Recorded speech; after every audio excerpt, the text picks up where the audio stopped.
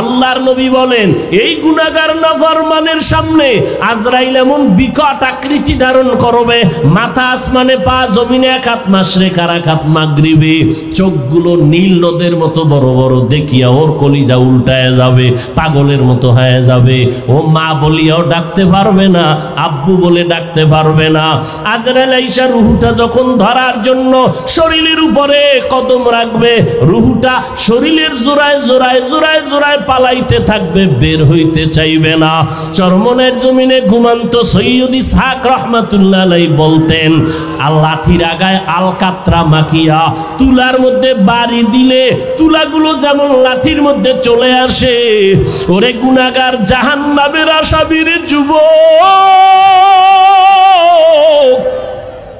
আজকে গুনার মজা পাইয়া আজকে তুমি আমি টুপি মাথায় দিই, তোমার পায়ে ধরলাম, তোমার টুপি মাথায় দিতে ভাল লাগে না, তোমার কপাল এত খারাপ, নিজেও দাঁড়িয়ে রাখতে পারো না, যারা রাখে তাদেরও পছন্দ করো না, নিজেও নামাজ পড়ো না, যারা নামাজ পড়ে তাদেরও পছন্দ করো না, এত কপাল পোড়া তুমি কেমনে হইলা, নিজেও হালাল খাও না, যারা হালাল খায় তাদেরও তুমি পছন্দ করো না। আজরাইল যখন রুহুটা টান দিবে, সাথে সাথে শরীরে রগগুলো সিরিয়া রুহুটা হাতের মধ্যে চলে যাবে। আল্লাহর নবী বলেন জ্যান্ত বকরির চামড়া খুললে যেমন কষ্ট, এর থেকে শতগুণ কষ্ট বেশি হবে বেনামাজির জান কবজের সময়। অনেক সময় যারা মরণের মানুষের পাশে থাকেন দেখছেন, বেনামাজির জান কবজের সময় চোখ উল্টায় যায়, হাত পা বাঁকা হয়ে যায়, এর মাত্র কারণ আজরাইলের দেখিয়া সহ্য করতে পারে নাই। নবী বলেন ওর জন্য আমার মাওলা জাহান্নাম বানায় রাখছেন, একটা জেলখানা বানায় রাখছেন। ওরে আল্লাহর দেওয়া পানি, আল্লাহর দেওয়া বাতাস, আমার মাওলার দেওয়া সূর্যের আলো, আমার আল্লাহর দেওয়া চাঁদের আলো, আমার আল্লাহর দেওয়া জমিনের ফসল খাইতেছো, আল্লাহর দেওয়া নদীর মাছ খাইতেছো, আল্লাহর এত কিছু নিয়ামত খাইয়া যারা আল্লাহর বিরোধিতা করবি, মানবি না, আলেম ওলামারা পাও ধরে ধরে নামাজের দাওয়াত দেয়, শুনবি না, এরপরও গালাগালি করবি। আল্লাহর নবী বলেন আল্লাহ রাগ করিয়া বলে ফেরেশতা ওই জাহান্নাম ওর জন্য বানায় রাখছি জেলখানা, আমার হুকুম মানে নাই। সরকারের নজরে আমরা জনগণ সব সমান, কিন্তু এরপরও সরকার জেলখানা বানায় রাখছে, রাষ্ট্রের মধ্যে বালাখানাও বানায় রাখছে। জেলখানা কাদের জন্য? যারা সরকারের আইন অমান্য করবে তাদের জন্য জেলখানা, ওখানে রিমান্ডের মার দেওয়া হয়। আল্লাহ বলেন আমার কাছে সব বান্দা মোহব্বতের, আমি আল্লাহ চাই না কেউ জাহান্নামে যাক। এই জন্য আমি আল্লাহ প্রত্যেকটা রাতের গভীর তৃতীয় ভাগে আমি প্রথম আসমানে আসি, আমি আমার বান্দার গুনাহ মাফ করার জন্য ডাকতে থাকি। আলা মিন মুস্তাগফিরিন ফাগফির আলা, আলা মিন মুস্তারজিকিন ফারজুকা। আমি আল্লাহ পাক ভোর রাত্রে আসি, প্রতিদিন প্রথম আসমানে আমি হাজির হয়ে যাই, আর আমি ডাকতে থাকি রে গুনাহগারেরা তোরা কই? ওরে শয়তানের ধোকায় পড়িয়া যারা গুনাহ করেছো, ওরে তোর 30, 40, 50, 70 বছর হায়াতটারে গুনাহে যারা কাটাইছো, শয়তানের ধোকায় নামাজ পড়তে পারো নাই, শয়তানের ওয়াসওয়াসায় গুনাহ করেছো, আমি আল্লাহ হাজির, আমার কাছে উঠি একবার আল্লাহ বলিয়া ডাক দাও। আমি আল্লাহ তোমার গুনাহ মাফ করার জন্য হাজির হয়ে গেলাম। ওরে দুনিয়াতে তোমার অপরাধ যদি একটা হয় এক ধরনের মামলা, যদি তুমি অপরাধ 2 লাইনে করো 2 লাইনে 2 ধারায় মামলা, অপরাধ যদি 3 লাইনে করো 3 ধারায় মামলা, এইভাবে কারো বিরুদ্ধে 10টা মামলা 10 ধারায়, কারো বিরুদ্ধে 30টা মামলা 30 ধারায়, 30 ধারার মামলার জন্য 30 বার হাজিরা দেওয়া লাগে এবং রায় 30 রকম হয়। কিন্তু আমার আল্লাহ বলেন বান্দা তুই জিনার গুনাহ করছো ধারা একটা, তুই মা বাবার সাথে বেয়াদবি করছো ধারা আলাদা, কিন্তু আমার মাওলার কাছে এই ধারা কিন্তু গণনা নাই। তুই 30 বছর 50 বছর 70 বছর গুনাহ করিয়া পাহাড় বানাইছো, আরে বান্দা তুই যদি মাথা নত করিয়া একবার আমি আল্লাহকে আল্লাহ বলে ডাক দিয়া বলো হে মালিক, আমার আমল নামায় গুনার আমার গুনার কারণে হাত না পাক, আমার চোখ না পাক, আমার জিহ্বা না পাক, আমার অন্তর না পাক। আমার গুনার খবর আমার মা জানে না, আমার ভাই জানে না, আমার অপরাধের খবর আমার ঘরের কেউ জানে না। যদি আমার মা বাবায় জানতো আমি জিনা করি, আমার মা বাবায় লাথি মেরে তাড়ায় দিত। মা বাবা ভাই বোনেরা যদি জানতো আমি চুরি করি, আমার কেউ ভালো জানতো না। ও আল্লাহ, তুমি জানো, তুমি দেখছো, এরপরেও রাগ করিয়া পানি বন্ধ করো নাই, খানা বন্ধ করো নাই। গুনার কারণে রাগ করি আমার সম্মানের চেয়ার থেকে তুমি ফালাইয়া দাও নাই। গুনার কারণে তুমি রাগ করিয়া বাতাস বন্ধ করো নাই। গুনার কারণে বেজার হইয়া তুমি সূর্যের আলো চাঁদের আলো বন্ধ করো নাই। ও আল্লাহ, আজকে আমি তোমার কাছে আসছি ক্ষমার জন্য। আল্লাহ বলেন, বান্দা তুই একদিন আর 2 দিন না, বছর 70-80 বছর গুনাহ করিয়া বিশাল বড় পাহাড় নিয়ে যদি আমি মাওলার কাছে মাথা নত করিয়া মাসির মাথা বরাবর 1 ফোঁটা চোখের পানি ছেড়ে দিতে পারো, আমি আল্লাহর কাছে যদি দিলটা নরম করে মাওলারে ডাক দিয়ে বলো, আল্লাহ আর গুনাহ করব না, ওই জাহান্নামের আগুন সইতে পারবো না রে মালিক। ওরে ঘরের মধ্যে ঘুমাইতে গেলে মশারি টানায় ঘুমাই, মশার কামড়ে ঘুমানো যায় না। ও আল্লাহ, গুনাহ নিয়ে কবরে গেলে যে আযাব হবে সহ্য করতে পারবো না, কই পাবো মশারি? দুনিয়াতে সূর্যের গরম সইতে পারি না, রাতের বেলা সূর্য নাই তারপরও ঘাম আর গরম, ফ্যানের বাতাস দিয়াও আমার ঘাম কমে না, গরম কমে না। আর গুনাহগার হইয়া কবরে গেলে জাহান্নামের আগুন, ওই জাহান্নামের আগুনের গরম কেমনে সহ্য করব আল্লাহ? আমি সইতে পারবো না। ও আল্লাহ, জাহান্নামের আযাব সহ্য করতে পারবো না। একটা বেতের বাড়ি কেউ দিলে আমি বরদাস্ত করতে পারি না। আল্লাহর নবী বলেন, গুনাহ নিয়ে যারা কবরে যাবা, ওই 2 পার্শ্বের মাটিকে আমার আল্লাহ ডাক দিয়ে বলবে, রে কবরের মাটি, ওই নাফরমান বেনামাজিরে 2 পার্শ্ব থেকে জোরে জোরে চাপ দাও।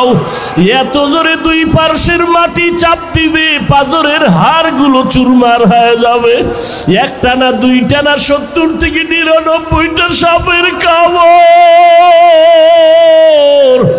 ও যুবকেরা, ও বৃদ্ধ বাবাজিরা, ও পর্দার আড়ালের মারা, ও বোনেরা, ভালো করিয়া বুঝো, 15,500 বছর হয়ে গেল আমার আল্লাহর কোরআনের ভুল কেউ প্রমাণ করতে পারে নাই। আজকেও যদি কোরআনের একটা ভুল কেউ বের করতে পারো রে বাবা, আমরা এখন দাড়ি কেটে ফেলবো, নামাজ বন্ধ করে দিব, প্যান্ট শার্ট টাই লাগাবো, কিন্তু আজও পর্যন্ত কোরআনের ভুল কেউ বের করতে পারে নাই। পারছে? বরং কোরআনের ভুল বের করতে গিয়া বহু বিধর্মীরা মুসলমান হয়ে গেছে, হয় নাই? মুসলমান হয়ে গেল। আল্লাহর কোরআন বলো, আল্লাহরে সাক্ষী রেখে, আল্লাহর কোরআন সত্য না মিথ্যা? জবান খুলে বলো, সত্য না মিথ্যা? এ যুবকেরা জবাব দাও, পায়ে হাত রেখে বলছি, আমিও তো একটা যুবক, আমার মনেও তো চায় গান শুনি, কারণ গুনাহের আকর্ষণ আল্লাহ জন্মগতভাবে সবার মধ্যে দিয়ে রাখছেন। গুনাহ করার আকর্ষণ, নারীদের নাচ গান দেখলে আমার অন্তরও চায় আমি দেখি, কিন্তু কন্ট্রোল করি জাহান্নামের ভয়। টুপি মাথায় দিলে মাথা গরম হয়, তোমার থেকে বুদ্ধি মোটেও কমে নাই। তুমি তো কথা আবল তাবল বলো, আর আমরা 12টা মাস বয়ান করিয়াও তো একটা আবল তাবল কথা বলার চেষ্টা করি না। কোন কথার পরে কোন কথা বলবো এটা আমাকে ডায়েরিতে লেখাও নাই। মাওলার কাছে ভরসা করে বসছি, কোন কথার পরে কোন কথা হবে আল্লাহ বলাইতেছেন, ওই কথাই বলতেছি।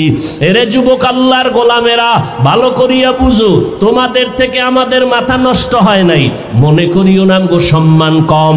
বলো, একজনে দাঁড়ায় বলো, তোমরা যারা নবীরে মানো না আর আমরা যারা মানি, নবীর আদর্শ জবাই করেছো, বেঈমানের পা চাটা গোলাম হইয়া চুল কাটিয়া ইন্দুর আর বান্দর হয়েছ। আমরা টুপি পরে থাকি 24 ঘন্টা, ঘুমের ঘরে গেল টুপি মাথায় দিয়ে বালিশে ঘুমাই। ও আল্লাহর বান্দা, তুমি বলতেছো মাথা গরম হয়, আমিও বুঝি, তারপরও কেন ছাড়ি না? রসুলের মোহাব্বত, দাড়ি রাখলে যৌবনের ভাব চলে যায়, তোমার থেকে কম বুঝি না, এরপরও কেন কাটি না? আল্লাহর আযাবের ভয়। এরে আল্লাহর বান্দারা, নামাজের সময় কি কষ্ট! ফজরের সময় শীতের মধ্যে উঠা নামাজ পড়া অনেক কষ্ট, ঠান্ডা পানি দিয়ে ওযু বানাইয়া নামাজ পড়তে কষ্ট, এরপরও নামাজ ছাড়ি না কেন? আল্লাহর আযাবের ভয়। মরণের পরে আযাব হবে, আল্লাহর কোরআনের আয়াত। এরে নবীর উম্মতের দল, তোমাদের থেকে মাথা মতেও নষ্ট হয় নাই। এরপর আবার তুমি একটু দেখো না তাকাইয়া, তোমার ডানে বামে কত যুবক জীবনে মাদ্রাসায় পড়ে নাই, জেনারেল লাইনে পড়েছে, স্কুলে পড়ে, কলেজে পড়ে, চাকরি করে। তোমার মতো যুবক, সাক্ষী দাও, 5 বেলার নামাজি আছে না নাই? তুমি বিবেকটাকে প্রশ্ন করো, তুমি কেন পারো না রে বাবা? তোমার আমার মতো যুবক র্যাব, আর্মি, পুলিশ, বিডিআর এর চাকরি করে, 5 ওয়াক্ত নামাজ পড়ে, যত কাজ থাক জামাতে পড়ে, তুমি কেন পারো না? একটু জিজ্ঞাসা করো তোমার বিবেকটাকে। তোমার মতো যুবক রাস্তায় গাড়ি চালায়, সময় মতো নামাজ পড়ে, তুমি কেন পারো না? তোমার মতো যুবক শ্রমিকের কাজ করে, হাড় ভাঙ্গা পরিশ্রম করে, রমাজানে একটা রোজাও ভাঙ্গে না, নাই?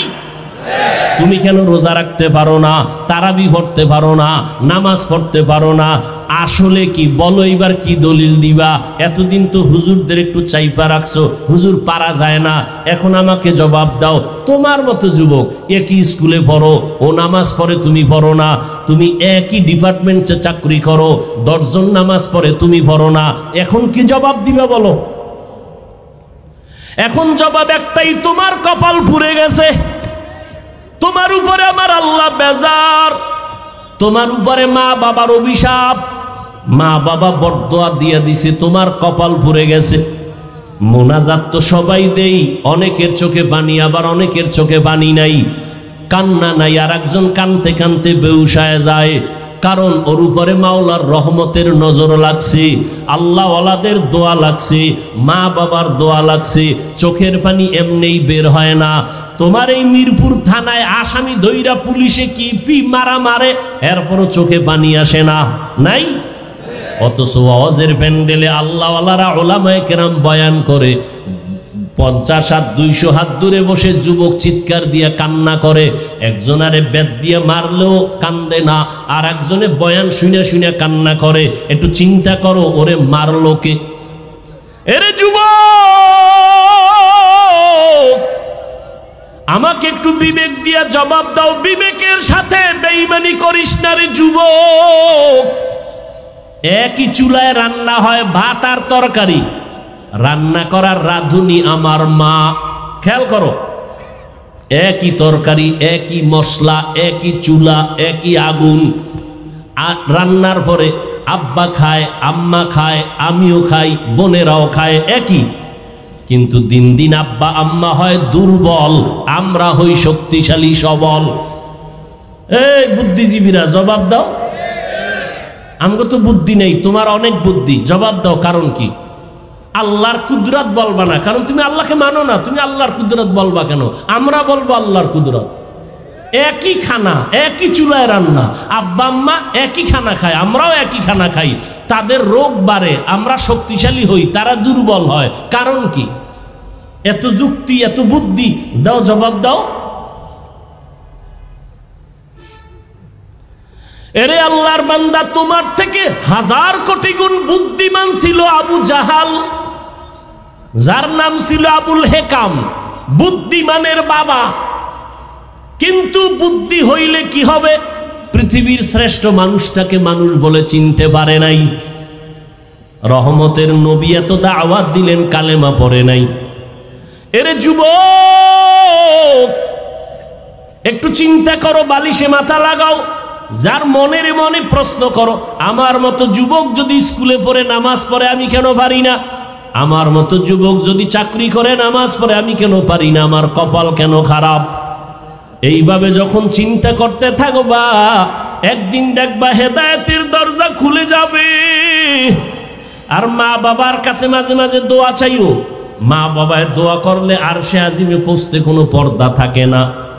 এজন্য মা বাবার দোয়া বড় দামি। মা বাবার চোখের পানি আর দোয়া ছাড়া আমি বান্দা চেয়ারে বসতে পারি নাই। মা বাবার চোখের পানি আর দোয়া ছাড়া যুবক পরীক্ষায় পাশ করতে পারো নাই। মা বাবার চোখের পানি আর দোয়া ছাড়া তুমি বাড়ি গাড়ির মালিক হতে পারো নাই। অতএব এখনো সময় আছে, তওবার দরজা খোলা। নেক আমল ধরো, শিরিক মুক্ত জীবন গড়ো, আল্লাহর মোহাব্বত নিয়ে চলো। চাকরি ছাড়া লাগবে না, স্কুল বন্ধ করা লাগবে না রে বাবা, মাদ্রাসায় আসার দরকার নাই। ভালো করে শুনো যুবক, পর্দার আড়ালের আম্মাজান আসেনি? আছে? এরে আম্মাজান, আপনারা আয়েশা রাদিয়াল্লাহু আনহার মতো ধন্য নারী, আপনারা খাদিজা রাদিয়াল্লাহু তাআলা আনহার মতো নারী, এরে আম্মাজান ফাতেমা রাদিয়াল্লাহু তাআলা আনহার মতো নারী, আপনারা উলামায়ে কেরামের মায়ের মতো মা। এই জমিনে আপনাদের মতো বহু নারী এই এলাকায় থাকে, 5 ওয়াক্ত নামাজ পড়ে, নাই? ভিন্ন আম্মারা আপনারা কেন পারেন না? এরে আম্মাজান, ও যুবতী বোনেরা, তোমার মতো যুবতী বোন আজান হলে মাথায় কাপড় দিয়া 5 বেলার নামাজ পড়ে, এরকম যুবতী বোন আছে না নাই? তুমি কেন যুবকের চরিত্র নিয়ে সিনেমিনে খেলো, মোবাইলের মাধ্যমে চ্যাটিং করো? এক আল্লাহর বান্দা বহু দিন হয়ে গেছে বিয়ে করে না। ছোট ভাই একদিন ডাক দিয়ে কয়, বয়স এত বেড়ে গেল ভাইজান, আপনি বিবাহ করেন না কেন? মা বোনেরা ভালো করে শুনেন, যুবকেরাও শুনো বাবা। বড় ভাই ডাক দিয়ে কয়, আমি বিবাহ করব, পছন্দের কোনো মেয়ে পাই না। ছোট ভাই বুঝতে পারছে মনে হয় যেন সম্ভ্রান্ত পরিবারের মেয়ে লাগবে, একটু টাকাওয়ালা। ডানে বামে খোঁজ দিয়ে এক প্রস্তাব দিল, অমুক বাড়ির মেয়ে বড় ভালো। বড় ভাই বলে, না আমি এ মেয়ে বিয়ে করব না। বলে অনেক সুন্দরী, সুন্দরী চাই না তো কি চাও? হ্যাঁ, বড় ভাই বলে বিয়ে করতে চাই, আমার সীমানা প্রায় পারাইয়া যাইতেছে, বিবাহের বয়স অনেক আগেই হয়ে গেছে, করি না, কারণ আমি এমন একজন আল্লাহর বান্দি যুবতী মেয়ে চাই। ছোট ভাই বলে, কেমন মাইয়া চাও? কয়, আমি এমন একটা মেয়ে চাই যেই মেয়ে আমার স্ত্রী হইয়া আমার হাতটা ধরে আমাকে জান্নাতের ভিতরে ঢুকায় দিবে, আমাকে জান্নাতের পথে নিবে। আর এমন একটা মেয়েকে বিয়ে করব যেই মেয়েটা আমাকে একটা পুত্র সন্তান উপহার দিবে, যেই সন্তানটা উম্মতের জান্নাতের পথ দেখাবে। ছোট ভাই কয়, তোমার কপালে বিয়া নাই। চলে গেল। এই বিয়া নিয়ে এখন আর কথা বলে না। কিন্তু বড় ভাই ডাক দিয়া কয়, শোন, আমার অন্তরের নিয়ত যদি সঠিক হয়, ইনশাআল্লাহ আমি আজ না কাল এমন মেয়ে পেয়ে যাব, যদি আমার নিয়তে ভেজাল না থাকে। এভাবে ধৈর্য ধারণ করলেন। দীর্ঘ কিছুদিন পরে পার্শ্বে এক এলাকায় চলে গেল, শুনছে ওখানে এক আল্লাহওয়ালা আসছেন, বড় বুজুর্গ, দোয়া করলে কবুল হয়ে যায়। দোয়ার জন্য চলে গেল।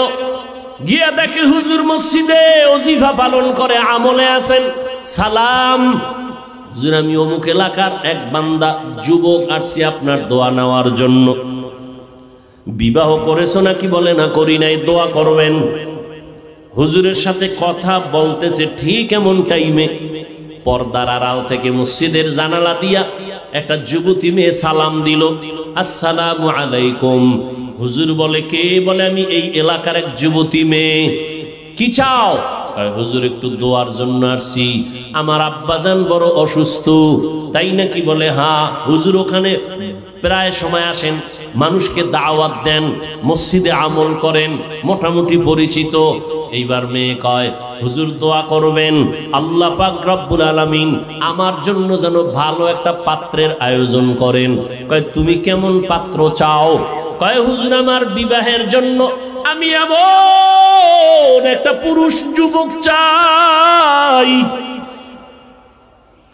যেই যুবক আমার হাত ধরে আমাকে জান্নাতে নিবে এবং আমাকে এমন একটা পুত্র সন্তান উপহার দিবে আল্লাহর দয়ায়, যেই পুত্র সন্তান উম্মতের দায়িত্ব নিয়ে জান্নাতের পথ দেখাবে, বাতিলের মোকাবেলায়। হুজুর শুইনা চুপ হয়ে গেলেন। পাশের পুরুষ যুবক ডাক দিয়ে কয়, হুজুর বেয়াদবি মাফ করবেন, আমি দীর্ঘ বছরেই লালন করতেছি, কল্পনা করতেছি এমন গুণের মেয়ে আমিও চাই। হুজুর বলে, মেয়ের ফ্যামিলি গরিব, আমার গরিব টরিব লাগবে না, আপনি যদি দয়া করে ব্যবস্থা করে দেন আমি আলহামদুলিল্লাহ রাজি হয়ে যাব। আলহামদুলিল্লাহ ব্যবস্থা হয়ে গেল, যুবক যুবতীর সাথে বিয়া হয়ে গেল, এই দুইজনার সংসার শুরু হয়ে গেল। এই যুবক আর যুবতীর দাম্পত্য জীবন সুখময় জীবন। ফজরের সময় ঘুম থেকে একজন যদি উঠতে না পারে, স্ত্রী যদি আগে উঠে স্বামীকে কয়, উঠো আল্লাহর সাথে একটু মোলাকাতের কথা বলার চেষ্টা করো। অতিও গভীর হয় রজনী যখন, নীরবে প্রভুর নাম জপিও তখন। প্রভুর করুণা যদি পাইবারে চাও, গভীর রাতে উঠে প্রভুর গুণগান গাও। স্বামী যদি আগে উঠে স্ত্রীকে ডাকে, উঠো, রান্না বান্না হয় না, এক বন্ধ আগে নামাজ তারপরে রান্না, এইভাবে জীবন চলতেছে। এর মধ্যে একটা সন্তান আল্লাহ দান করছেন, পুত্র সন্তান। আল্লাহর কাছে দোয়া করতো নামাজ পড়ে, দয়ার মালিক তুমি আমাদের একটা নেককার সন্তান দাও, যেই সন্তানের দ্বারা দুনিয়াতে আমগো সম্মান বাড়বে, আখিরাতেও বাড়বে। আল্লাহ দোয়া কবুল করে ফেলছেন, এমন একটা পুত্র সন্তান আল্লাহ তাদের দান করেছেন, যেই সন্তান দুনিয়াতে আইসা মা বাবার আদর্শ নিয়ে বড় হইয়া রাশিয়া, সিরিয়া, মিশর, ইরাক পুরা জগৎটাকে বিজয়ের পতাকা উড্ডীন করে বাইতুল মুকাদ্দাস মুসলমানের প্রথম কিবলা, যেখানে এক রাকাত নামাজ পড়লে 50,000 রাকাত নামাজের সওয়াব। ওই বাইতুল মুকাদ্দাসের উপরে হামলা, বিভিন্ন বিধর্মীদের হামলা।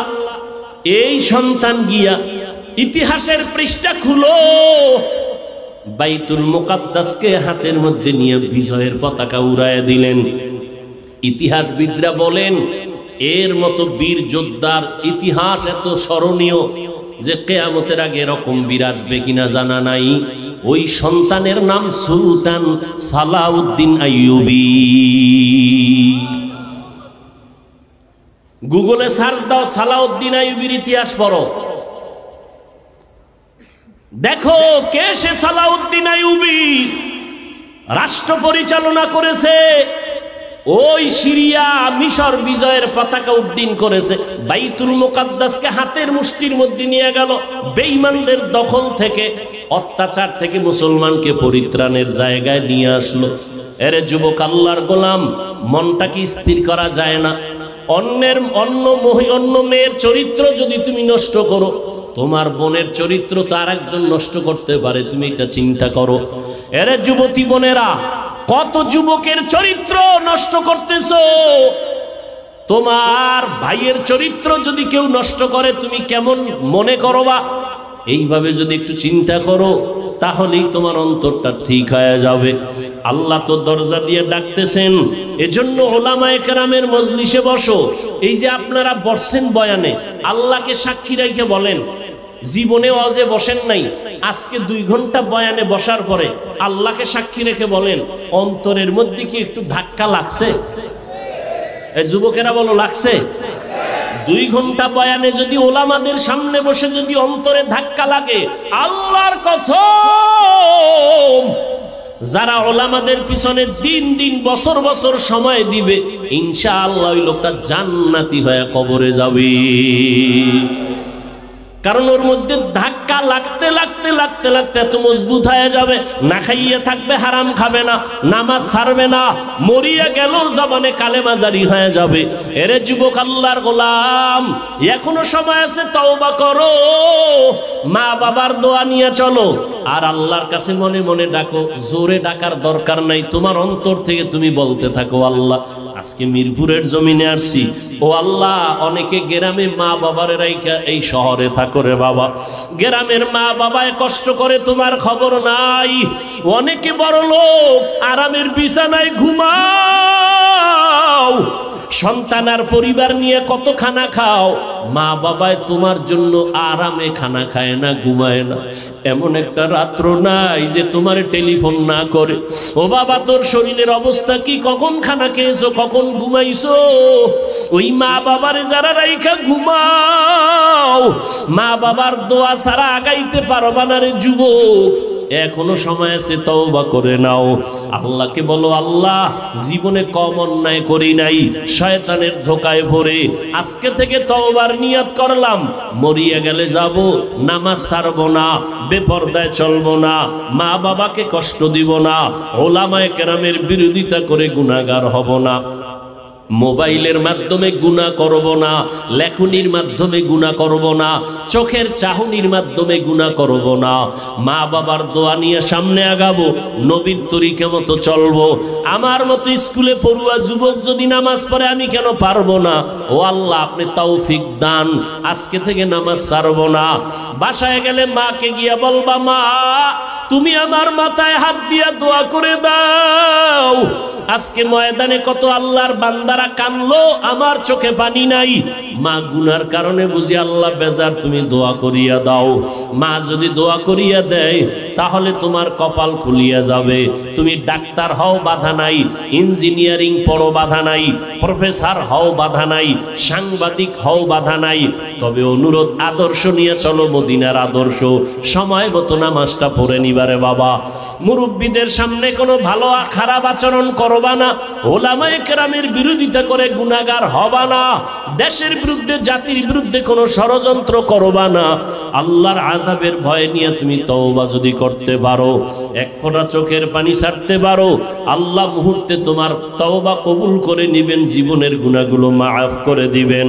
ও আল্লাহর বান্দারা, ও পর্দার আড়ালের আম্মা জানেরা, বোনেরা, আল্লাহর কাছে তওবা করেন, জীবনে কারো হক নষ্ট করবেন না, চরিত্রের উপর আঘাত দিবেন না, স্বামীর খেদমতে স্বামীর মালের হক ঠিকমতো রক্ষা করবেন, সন্তানের হক ঠিকমতো আদায় করবেন।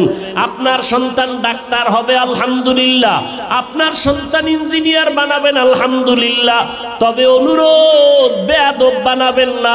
আপনার সন্তানের আচরণে যেন উলামায়ে কেরাম কষ্ট না পায়, আপনার সন্তানের ব্যবহারে যেন এলাকার মুরব্বীরা কষ্ট না পায়, আপনার সন্তানের কারণে আপন বন্ধু বান্ধবরা যেন কষ্ট না পায়, বরং আপনার সন্তানকে এমন আদর্শ দিয়া যাবেন, সন্তানের ব্যবহারে সবাই দোয়া করবে, খুশি হয়ে যাবে, দিলে শান্তি লাগবে, এমন একটা সন্তান আদর্শ ডাক্তার বানায় যান, আদর্শ ইঞ্জিনিয়ার বানায় যাবেন। ও যুবকেরা, জবানকে হেফাজত করো, আল্লাহর কাছে বলতে থাকো, আল্লাহ তুমি মেহেরবানি করে আমাকে কবুল করে নাও। আল্লাহর কাছে ব্যবসায়ী ভাইরা, ব্যবসার জায়গায় বসি আমার আল্লাহর হুকুম মতো চলেন, নামাজটা ঠিক মতো পড়েন, দেখবেন অল্প টাকায় বরকত অনেক বেশি হবে। কাস্টমারের সাথে খারাপ আচরণ করবেন না, ধোকা দিবেন না। আল্লাহর কাছে এভাবে বলতে থাকেন, আল্লাহ যেইভাবে ব্যবসা করলে দুনিয়াতে শান্তি পাবো, সম্মান বাড়বে, আখিরাতে নবীজির সাথে জান্নাতে থাকতে পারবো, ওইভাবে ব্যবসা করার তৌফিক দাও, মানুষের সাথে ভালো আচরণ করার তৌফিক দাও। তুমি তৌফিক না দিলে সম্ভব হবে না।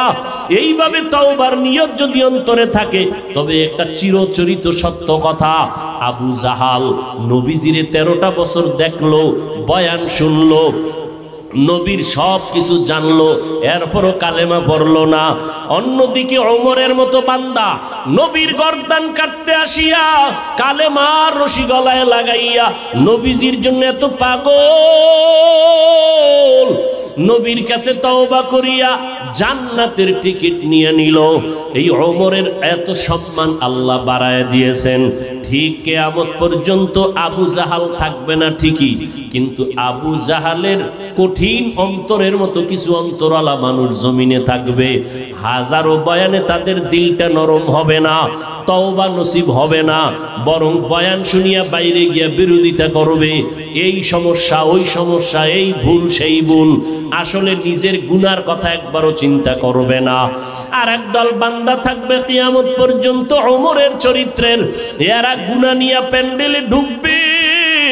হঠাৎ করিয়া যখন জাহান্নামের ভয় অন্তরে ঢুকবে, তখন পাগলের মতো হয়ে যাবে। আমি কইছিলাম আমার জীবনটা তো খারাপ ছিল না, আমি দুনিয়াতে আসছিলাম কত পবিত্র, মা বাবায় কত আদর করেছিল, আমার স্কুলের লেখাপড়ার জীবনটা কত ভালো ছিল, শিক্ষকরা কত আদর করত।